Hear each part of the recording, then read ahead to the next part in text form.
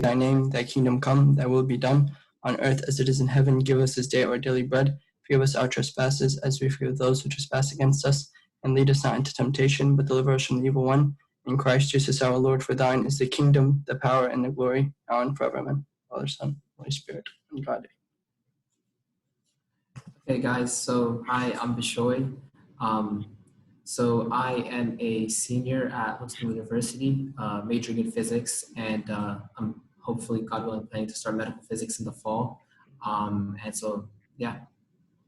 All right, I'm Kuku. I'm a mechanical engineer graduating in May, and post-graduation, hopefully finding a job.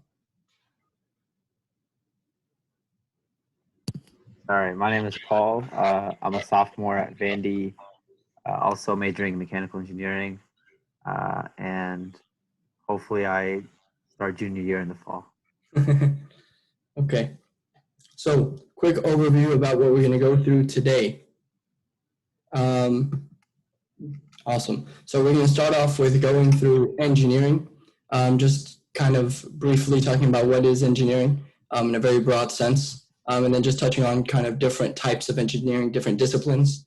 And then we'll kind of go into what are the best schools in Tennessee. Of course, there are many schools outside of Tennessee that you guys can look at, but we'll look at here close to home. And then just common courses that most people majoring in engineering will take, and kind of just tips and tricks about how to take those courses in what order. And then we'll kind of go on to our great physicist talking about medical physics. What exactly is medical physics? I kind of don't understand it, so I'm going to be listening and learning with you guys. What majors would you do in undergrad? What are your prereqs? And then kind of what's the path that I'm taking? And then finally, at the very end, we'll just go through our clubs and extracurriculars. So that kind of goes for engineering and for medical physics, and it applies to, if you end up doing a different major, it applies to those things too.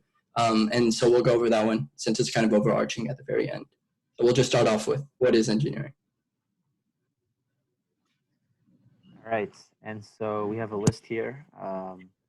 It's pretty simple what engineering is. There's like the overarching theme of engineering is you go work on a certain like system or something, and your job is to make that system work, make it as efficient as possible, make it as just make it do what it's supposed to do in the best way possible. And so there's different majors. So there's the mechanical, aerospace, electrical, chemical, biomedical, civil, and computer. So it's pretty straightforward what each of them do. It's pretty much in the title. Mechanical is maybe the one that's a little more like most people aren't sure what it does, but basically you work on like general machines. You work on like making sure the machine isn't using too much energy or something like that. And it's very like broad. So mechanical engineers can do almost anything that other engineers do, and they learn a lot of general skills and stuff that helps them work on any kind of project. And so obviously aerospace is more specific to airplanes. Electrical is about like circuits and like your computer, everything your computer is made out of. They work on making sure all that stuff works and is good. Chemical and biomedical are very similar. They work with like doctors and any machines that's in the hospitals. They are the ones that usually are like responsible for making sure they're like working and everything about them is good. And then civil is basically like bridges and like buildings. So they make sure like if a hurricane or earthquake comes, like the bridge or building, whatever, can withstand that. And then obviously computer engineering is kind of like computer science, where they're working like with programming and like different things to make sure that like a robot or a machine has like the instructions that it needs to function correctly. So if any of that stuff is like interesting to you, then obviously that's where you should focus on. But all engineering is very similar. They all have different like core, or they all have different specific classes, but each of them have the same core classes. So you'll do a lot of math and do a lot of like physics and stuff like that. Yeah. So once you kind of So looking at those, you may not know specifically which one you want to do. There's a ton of disciplines out there. There's the entire list that Paul had talked to you guys about, and there's even more out there that I myself haven't even heard of.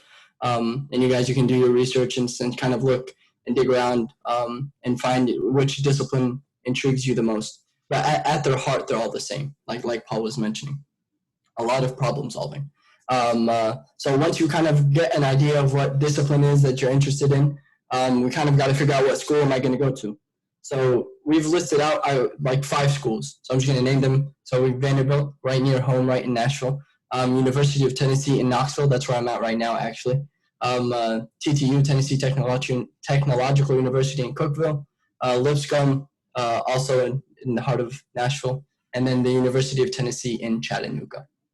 Okay, so in these schools, of course, ranked differently, and you'll find different rankings online and so on and so forth, ranking them based on this discipline, based on this program, based on whatever that they offer. But it honestly comes down to what it is that you want to do. The most important thing, definitely for sure, is that it has to offer your discipline. So if I want to do mechanical engineering, I'll give you guys an example. MTSU. MTSU does not offer mechanical engineering. So I am graduating in the fall, God willing, with my degree in mechanical engineering. If I were to go to MTSU, I would not be graduating with a mechanical engineering degree because they don't offer that degree. So it's very, very important that whichever discipline you pick, so for example, if you pick aerospace, it may not be available at all 5 of these universities. Mechanicals are pretty universal ones, so it'll be at all 5 of these. But if you do like biomedical, it'll be different at each school. So definitely step 1 in picking what school is good for you is making sure it has the discipline that you're interested in. And then number 2, what I would look at is kind of a step further from that. What is this school going to do to help you further your career in engineering? What is the school going to help you to land a job? What is it going to do to help you land a job post-graduation? So some of these schools, like TTU, for example, and Cookeville, they're big only for engineering, right? So that's kind of the big thing. Most people only go to TTU to do engineering. Of course, they have other great options, but that's kind of what they're famous for. So TTU, even though it's not a name even close to Vanderbilt or even UT Knoxville, right? They'll have engineers that land crazy jobs afterwards. Engineers that work at Tesla, engineers that work at NASA, and that's mainly because during their time there, they're providing them with tons and tons and tons of experience. So where they're doing career fairs and landing something called a co-op, which we'll touch on in a little bit, internships, research, and things like that, which we'll get to all of this stuff when we get to extracurriculars. But looking at a school that offers these things to you is also important. So when looking at these 5 schools, and these are just 5 schools that we picked, that have as the most amount of disciplines that we could find, making sure that has your discipline, and then seeing what other things they'll provide to further you in your career. And then that's how you would pick the best school for you to go to. Yeah. So now we can kind of look more into what classes you would take at these schools. All right. And so I'm a sophomore right now, so I'm just finishing up my 2nd year. And so I just lived through these 2 things that you see on here. And so it's very close to my heart, all these classes. So freshman year, it's unless most people take like AP classes and stuff like that, and dual enrollment and stuff. So if you do end up taking those classes, it's very easy to test out of Calc 1 and 2. But if you don't, then you do end up taking Calc 1 and 2 freshman year. You take 1 semester of each. And then all freshmen engineers, no matter what engineering you're doing, you always have to take a Chem 1. And then sometimes you have to take a Chem 2 or this thing called material science, which is also a very common class between most of the engineers. And then all engineers have to take a physics 1 and then a physics 1 lab. And then for at least the schools that I know of, which are like most of the schools on that list that Kira was talking about, most of them have to take a computer science course. So it's very interesting. I didn't really like computer science going into freshman year, but I ended up taking that course and I really loved it. Like it's all problem solving. You learn like a brand new language, like it's like learning French and then solving problems with that French or whatever. It's like something like that where it's very new. It's also very like fulfilling when you end up solving a problem that you have. In the sophomore year, you take somewhat similar classes. So then you take a Calc 3 and this class called differential equations, which I'm currently in right now. That class is it's just like higher up. It just uses all the calc 1, 2, and 3 knowledge that you know, and uses it to solve more like real world kind of problems where like stuff you don't even realize uses calc. There's calc based in it. All right. And then physics 2, which is all engineers have to take it, and then a lab.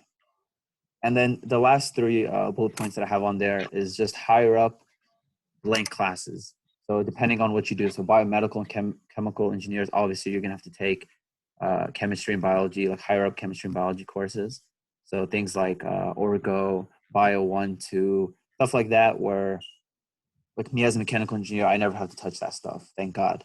But if you're interested in bio and chem and you also want to become an engineer, then you do have to end up taking math and physics and then those classes also. And then if you're a computer engineering, you also have to take computer science classes. And then for me, the last one applies to me, and usually electrical and civil, you have to take like things called dynamics, thermodynamics, circuits, and classes, mechanics, stuff like that, where you learn more about how things move, how things like transfer, and how things affect each other.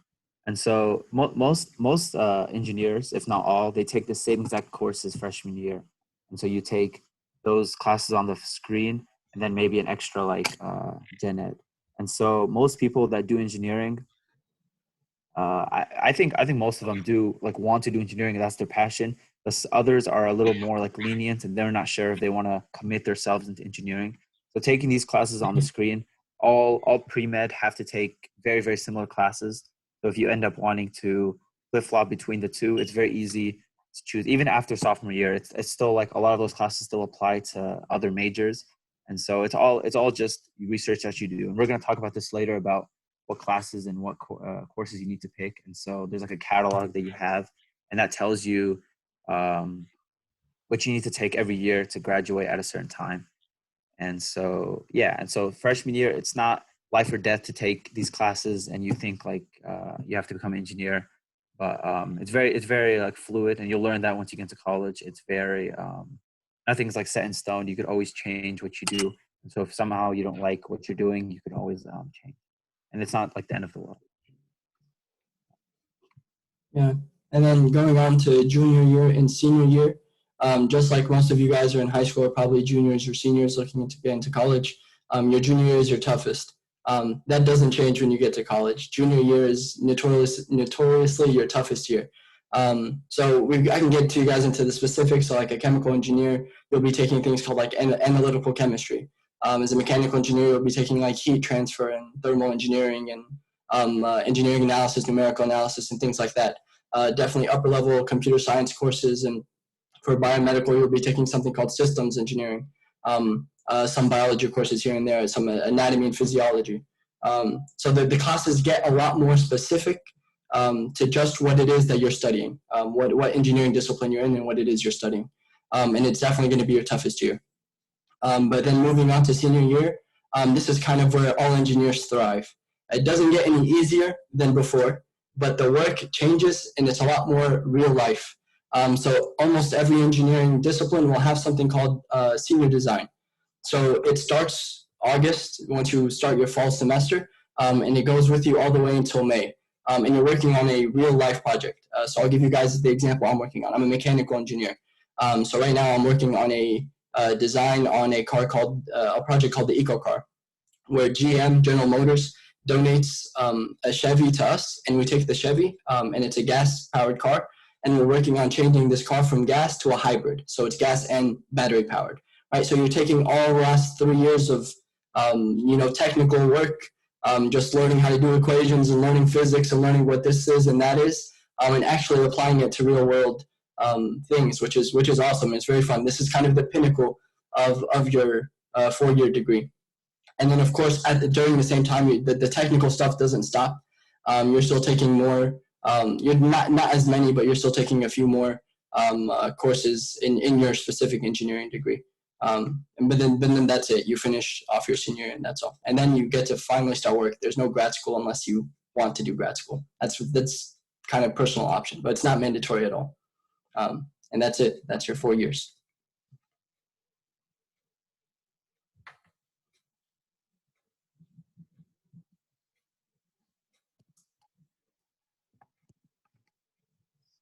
And then, so this is what I was talking about earlier. So when you're taking your classes, it's very important to figure out. So obviously, freshman year and then sophomore year are pretty general classes. Most engineers take the very similar classes. But then after sophomore year, you have to declare a major. And so declaring that major is a pretty big step because that basically locks you in for the next 2 years, the kind of classes that you have to kind of take to graduate with that major. And so I was saying this earlier, but there's this thing called a catalog for every school that you go to. And so that catalog, it tells you freshman year, take blank, blank, and blank classes. Sophomore year, take these classes, and so on until senior year in order to graduate with a certain degree. And so there's lots of like little details that sometimes people don't pick up their freshman or sophomore year, and it's important to learn them. So there's this thing called a prerequisite and a co-requisite. So it's pretty simple. So a prerequisite is a class that you have to take a class before you take another class. So like obviously logically to take physics 2, you have to take physics 1. And there's there's certain classes that are only in the fall and then are only in the spring. So let's say you want to take a physics 2 class your sophomore year, but you didn't take physics 1 at all. And they only offer physics 1 in the spring. That means you have to wait an extra semester to take physics 1, and then you're taking physics 2 later than most people. So it's important to map out what you need to take each year. And obviously the catalog does this for you, but it's also important to look at the little like fine print and say, if I need to take this class, that means I have to take it this semester, or I'm going to miss a year of taking it. So it's very important to learn and just pay attention to certain classes that you need to take when. And then, and I was saying this earlier, there's certain things, there's certain classes that every major has to take. Every major has to take a calc, no matter pre-med, engineering, almost any major has to take a math class, maybe not calculus, but a math class. And then almost engineers have to take a chemistry class, like most STEM majors. And it's very common for people to flip-flop between majors until the end of sophomore year. So you have 2 full years to learn what you like and don't like, to learn what you want to do for the rest of your life or the rest of college at least. And so it's a good thing to check the catalog, see what classes you need to take or have to take to get a certain degree, and when you need to take those classes in order to graduate on time and not waste a semester or waste a year not taking a certain course. And it's not absolutely like set in stone like the 10 commandments, like you have to take physics 1 freshman year, physics 2 sophomore year, this and this. It's not like unheard of to flip-flop your classes to make a semester easier just because you know you're going to be dealing with something else or stuff like that. And some classes it's offered every single semester no matter what, and you can always make a semester easier than other semesters just by deciding which classes you need to take. And that's the amazing thing about college. It's very fluid. It's very open-ended. You get to choose what you do every year. And it's there's obviously rules that you need to follow. But most classes, the time you take it, the day you take it, it's all up to you. And you can make your life very easy by reading the details and making sure that you're on top of the classes that you're taking. And there's this thing called Gen Eds. I'm sure you guys have heard of that, but those are kind of what I said earlier. Those are the classes that every STEM major has to take, like Chem 1, a math class, usually physics, usually stuff like that, where no matter what you do, you always have to take those classes if you want to be in STEM. And those are very common to take freshman year. That's why I was saying it's very easy to flip-flop between the kind of major that you end up doing. And if you guys are indecisive, so like let's say I'm stuck between mechanical and biomedical. So obviously I'm going to have to take an anatomy and physiology, just as an example, for biomedical one day, that I'm never going to have to take as a mechanical engineer. So I have to make sure that if I'm still indecisive, that I'm covering classes that both majors require up until I finally have to decide. So I shouldn't take anatomy and physiology, for example, freshman year, because that's useless to mechanical engineering. So come the day I have to decide and I eventually decide, hey, I want to do mechanical engineering, I've wasted that time taking anatomy and physiology, which isn't necessary. So definitely try to take overlapping courses first if you're kind of stuck between 2 places. Oh, and I'd like to add, this isn't just like, it's not just applicable to only engineering majors. If you're a physics major, or if you're a biology major, or like whatever it may be, like planning out your next 4 years, freshman year, is so important. For me, I made sure to like plan out every semester the classes that I would take every single semester, just so I know that like I would be graduating on time. I'm taking the classes that I need to take when they're offered, and that helped me tremendously. And so like make sure you do that regardless of like what your major is, just so you know that like you know where you're going, and you have you're already ahead of like your schedules every semester. You already know what you're going to take. So yeah.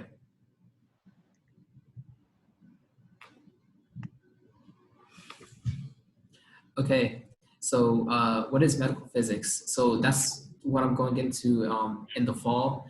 And when I tell anybody I'm doing medical physics, they're always like, okay, what is medical physics? What do you do? And they usually get afraid of the word physics, but I promise you it is actually not that bad.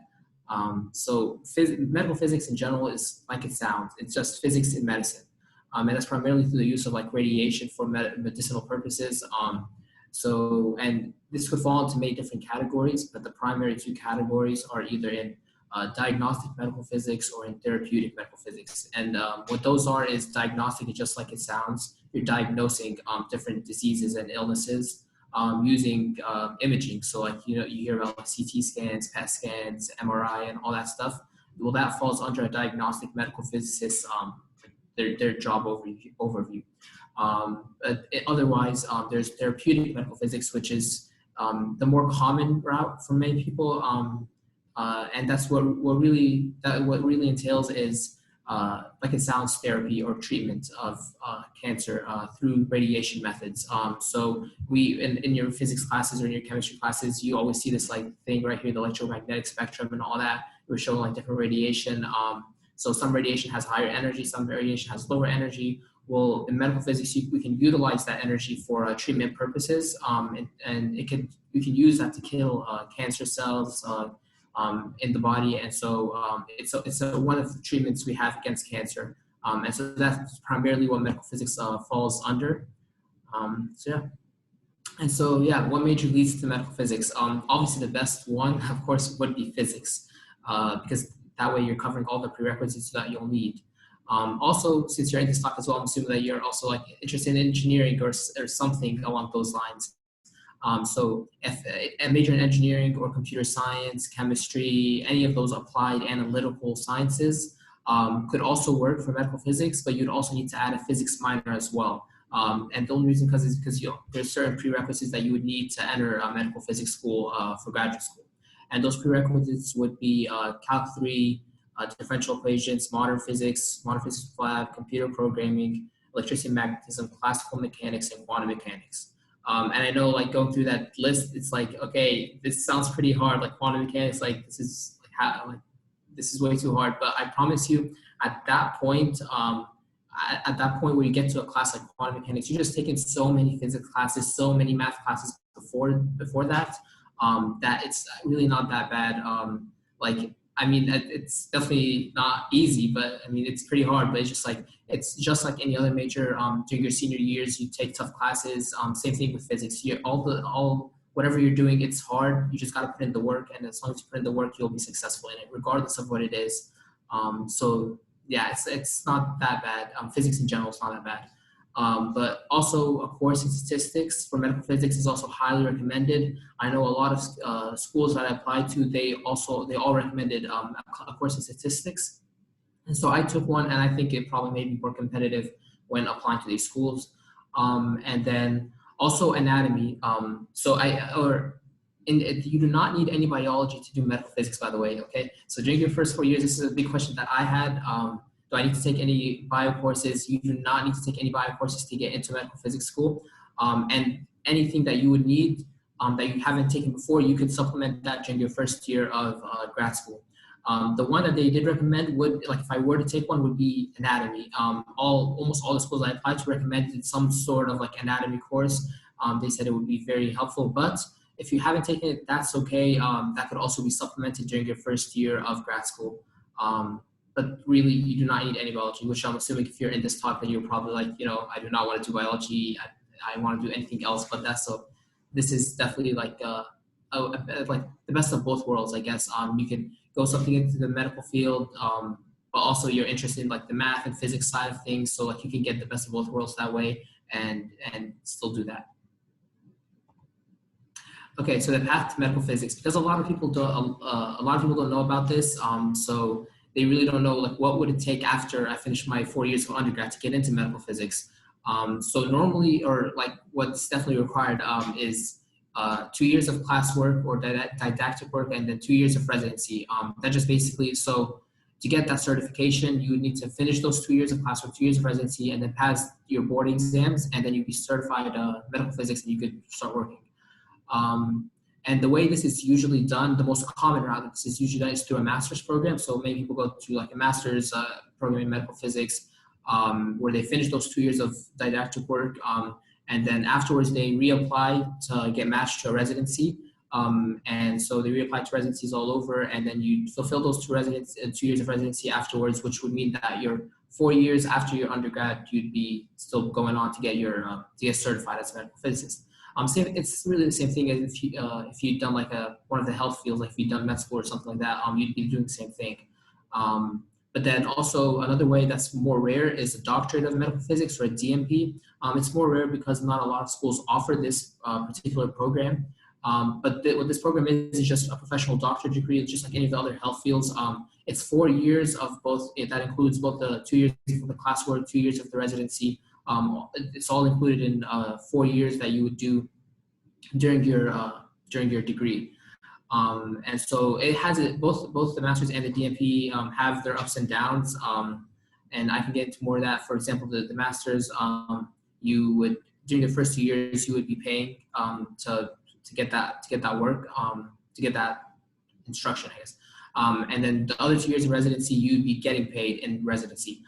This is versus a DMP, where you would actually have to be paying all 4 years that you're in school. You'd be paying because it's a professional doctorate program. So that's also like a con for it, but like they both have their pros and cons. And so you'd have to just, I guess, weigh your options to both of them. The last one is a PhD. And this is not very, or like, this is really the route that you would take if you want to go into research or like an academic oriented career. So something where you'd like be teaching and do research also on the side of medical physics. That's usually the route that you would take for that. But then that would include 4 to 6 years of working on your PhD, and then 2 years afterwards, you still have to reapply to residency. So you're looking upwards of like 8 years before you really get to start working. But if you're passionate about like research, and that's the path you're going to go on, then like go for it. That's one route. So yeah.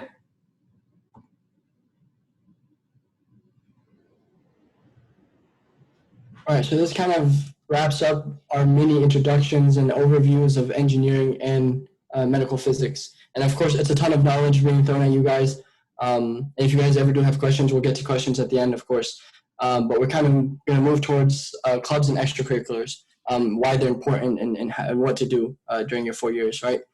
So especially in engineering, and I'm sure when you're applying to any grad school, engineering, because you're looking for work most of the time right after graduation, it's very, very, very important to have experience on your resume or your CV or your application or whatever it is you want to call it. I went far enough to write experience is greater than education. It matters more than education. This does not mean education doesn't matter. I don't want you guys to get to the end of the year and be like, okay, Kuku told me it doesn't matter what my GPA is. It doesn't matter how hard I work in school. No, it definitely does matter. But your experience, it weighs a little bit more, right? And we're going to talk about something specifically to engineering, co-ops. So a co-op, you guys, I'm sure, are all very familiar with an internship, right? Where you're just going to go do work. Sometimes they're paid, sometimes they're unpaid, but you're just going to go work under someone who's already in your degree, and you get your own projects and things like that. A co-op is basically 3 of those. So 3-term internships. So that means you'll do a term in the summer, and then you'll go back to school for a semester in the fall, and then you'll go back to work in the spring. So you do actually miss a semester of school, and then summer off, and then so on and so forth for 3 terms. And this is usually the reason that most engineers don't actually graduate in 4 years. So it's a 4-year degree. It's 8 semesters of work. But if you're missing 2 of those semesters for a co-op, you'll graduate in 5. And this is actually the most common route that engineers will take. So most engineers you'll talk to, if you ever go shadow engineer or talk to an engineer, they've actually graduated in 5 years because of doing a co-op or internship. With these things, these are so important to your degree that once you start school, once I've kind of began my engineering journey, it's good to immediately start thinking about how do I get an internship, or how do I land a co-op, or how do I land a research position, which we'll talk about in a little bit. Right? So like literally starting freshman year, you have nothing on your resume. I came in freshman year, nothing on my resume. But you're going to take your physics 1, you'll take your physics 1 lab. So you'll do a project there. You throw that on your resume. You'll do whatever classwork, you join whatever other club that we'll get to on the next slide, robotics or so on and so forth, and you throw that on your resume, right? So you're making your resume. You start planning out, okay, I have this career fair in the fall and this career fair in the spring. So I start going to career fairs, talking to different recruiters and things like that. And then finally, using all of the professional websites that you guys hear about, LinkedIn, Indeed, Handshake, Glassdoor, all of those different ones that you guys have probably heard about in your personal finance, and I don't remember what other classes that you take in high school. So you're going to start using all of these, and you're going to start thinking about that freshman year. And I won't push too hard to where you have to start applying freshman year, but you kind of finish up your freshman year, kind of get an idea, where do I want experience, right? As a mechanical engineer, if I want to graduate and I want to do design work, I kind of want to land an internship where I get to do some design. If I want to graduate and do manufacturing work, I kind of want to get an internship or a co-op where I'm doing manufacturing work, and so on and so forth. And if you don't know what you want to do, this is a wonderful way to figure out, like, hey, I might be interested in design, or hey, I might be interested in manufacturing.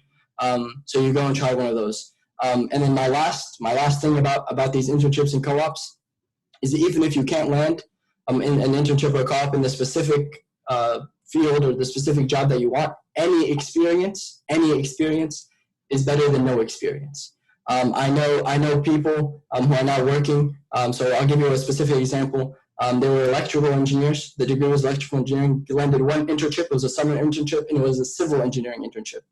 So like Paul touched on earlier, right, electrical engineers are working a lot with the wiring and the circuits and the flow of electricity through different things. A civil engineer is working on buildings and roads and traffic lights and bridges and all of these. There's almost no connection between the two, right? But even that little bit of experience just in the professional world was enough to help that person land a job. So any experience is definitely better than no experience. And then the last thing, of course, will be research. Yeah, for research, this is really big for medical physics. And I know that, so really, if you go into medical physics, you're kind of focused on one or the other. You focus on either research or clinical. So you could go into and do research while during your program, and then go into research into medical physics afterwards, or you could go into a clinical side where you're actually working in a hospital, in a cancer center somewhere, and doing that.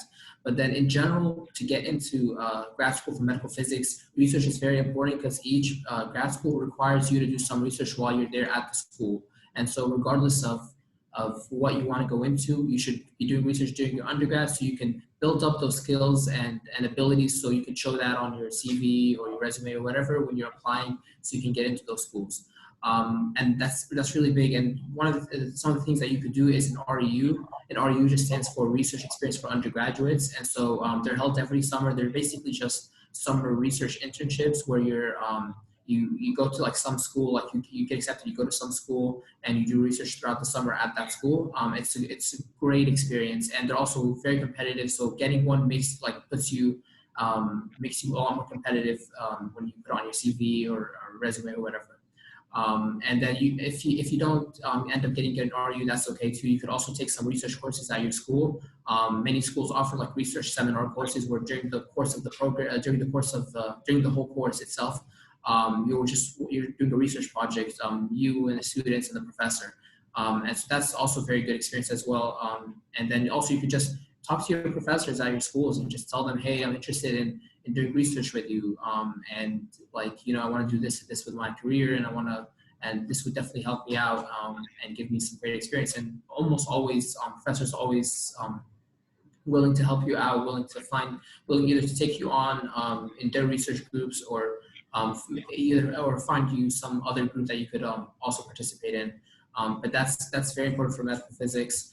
And then for engineering as well, I don't know, maybe Kiro can speak on this more, but like I know that if you want to go do a PhD in an engineering field, if you don't want to work in like don't want to work in the professional setting right out of college, then also research would be very valuable there. There are RUs also offered for engineers as well, so you could look into that as well. And then also for medical physics, what's very, very important is shadowing opportunities. A big part of like your application process when applying to medical physics schools is like what have you gained from medical physics during shadowing? Why do you believe that this is the career for you? And these are questions that I actually got asked during my interviews. Like, why is it that you want to do medical physics? What did you see during your shadowing that made you realize this is the path for you? And so definitely find somebody that you could shadow. And actually, if you're not sure about medical physics and it's something that you're like on the edge about, look for shadowing opportunities early on, so you can see exactly what they do on site, and so you'll be able to understand more about what the career is and understand if this is a path that you want to continue moving forward. But that's still, regardless, it's very important and something that I highly recommend. Awesome. Moving on to clubs, right? So like we were talking about just a little bit earlier. So we're going to kind of talk about technical and non-technical clubs. So when we're talking about technical clubs, we're talking about things like what I mentioned, my examples were robotics, because that's a very popular one you guys in high school. There's different ones here on campus, computer science, different computer science clubs. There's different societies of clubs. So there's American Society of Mechanical Engineers, American Society of Electrical Engineers, and so on and so forth. There's also the equivalent one for physics, or it's American Physics Society. So there's plenty of those. This is just a very, very broad three that we offer to you guys, that we listed for you guys. But when you get on campus, each school will actually have a ton offered to your specific major, and not only engineering and medical physics, but also on the complete different side of the spectrum, whatever it is you're majoring in, you'll find very specific clubs very specific to your major. And it's very good to join these, right? When we're talking about making your resume, when you're making your CV, or when you're writing an application, even for research. When I want to apply to get a research, it's good to have already something on there. So clubs you don't really have to apply to. All right, so I get to join this club, and I get very, very valuable real life professional experience on campus, right? Outside of the classroom, right? So I'm applying what it is that I learned, applying the dynamics and the statics, right? The physics that I've learned in class to the project that I'm working on, to the design I get to do. I'm learning a whole programming language that I would never learn in my courses. What is in my catalog, right? So those technical clubs are amazing and very, very important to add to your resume, right? And then your non-technical clubs are equally important to those, right? So the biggest one that I expect every single high schooler to join starting freshman year is OCCM. You guys probably are starting one this semester. You'll definitely see it more often next year. OCSM at your high schools, right? So OCCM is kind of the continuation of OCSM. And in OCCM, of course, we can talk about the plethora of spiritual benefit of joining, which is reason enough to make sure to join OCCM. But just the service that you'll be doing with OCCM, the leadership experience that you'll get, and so on and so forth, and just having that on your resume showing that, hey, I wasn't just involved in school, I did more than just schoolwork, shows that you were a well-rounded individual on your resume. So even clubs like that are important to join, not only for the spiritual reason, which is the biggest reason, but also for your applications and resumes and so on afterwards. So definitely when you get on campus, definitely look for those clubs, technical and non-technical. And if you ever have questions, I guarantee you someone older than you at OCCM will help you find a club for your major. That's kind of it for the clubs and the extracurriculars and everything. So we'll kind of just head on over to kind of finish our talk and see if you guys have any questions.